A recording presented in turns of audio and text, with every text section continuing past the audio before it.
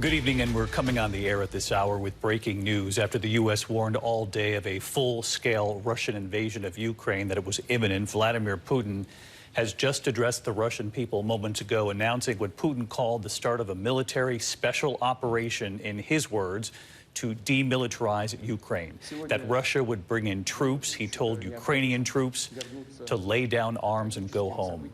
Putin warned outside countries not to interfere. A Russian military operation, it would appear, is now underway. More than 150,000 Russian troops had been surrounding Ukraine for days now, surrounding the borders in the north, the east, and the south. Some prefer to stay in the comfort of their home and watch the chaos in Ukraine unfold from across the world. My aunt and uncle did quite the opposite. About a month after the war actually started, we were going to be coming to Eastern Europe anyway. We decided to book in a couple of days early to simply volunteer any way we could. We had no idea what that would look like. We thought maybe we'd just be passing out blankets or water in some refugee center. We just didn't know. We made contact with a couple of our student leaders, young ladies from Ukraine, and also one young lady from Poland, and they found a refugee center not very far away from the border where we could actually volunteer and do some good. Our concern was we can only take $10,000 each to go overseas, and we wanted to stay in the legal. Ended up that once we did that, we realized, well, and the money kept coming. Friends, for example, I told my yoga teacher we were going to be gone, what we were doing, and everybody from my yoga class wanted to donate. And even while we were there, people were just texting us and saying, can we give some money?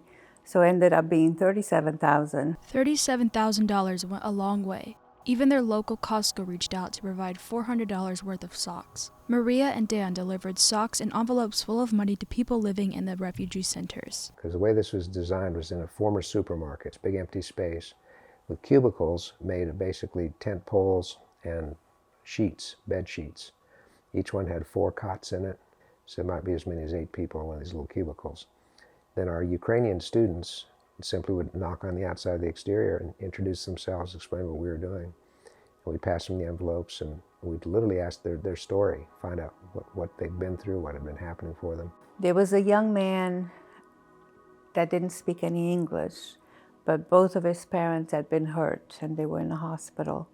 And he was there by himself. He had no idea how long he would be staying. That was touching. I wanted to just bring him home with me until his parents got better. The very first lady we met was on crutches. She'd been shopping in her local supermarket, and a missile came and hit the supermarket. Roof fell in, broke her legs. That's the first person we met, and it just went story after story after story, person to person to person at that point. It just unbelievable things that they shared with us. One lady, when we met her, there were 2 ladies together, and she was crying. She was crying. And once we introduced ourselves, told her what we were doing, she just kept apologizing, like she was ashamed that she was not being strong enough. She was ashamed that she was crying. And I actually went to her and I said, with the translator, do you need a hug? Can I give you a hug? And she came to me and hugged me, and she was rubbing my back as if she was consoling me. It still makes me a little teary-eyed just thinking of all of them. Anyway, we gave them all the envelope. We told them we wouldn't forget them. And a few minutes later, they didn't open the envelopes in front of us. She came back and she just said, thank you for helping. And she said, can I give you a hug? We were approaching one of the larger cubicles with a couple of different families in there, and some children of different ages. And a boy looked like he was maybe 9 or 10. And he's kind of a cool guy. He wanted to do a high five, so we did that. Then I said, selfie, so we got in a selfie with him, and he's got a big old grin on his face. He came running up afterward and said to our student interpreters, you guys gave my family something, I want to give you something. He reached in his pocket and gave every one of us a piece of Ukrainian candy. I still carry this. I will probably always carry this, will not ever eat it. We have no idea what his name is, have no idea where he was going to resettle. But I know he's going to land on his feet. He had that energy, that look in his eye, that he's going to be the future. please consider donating to help those in need.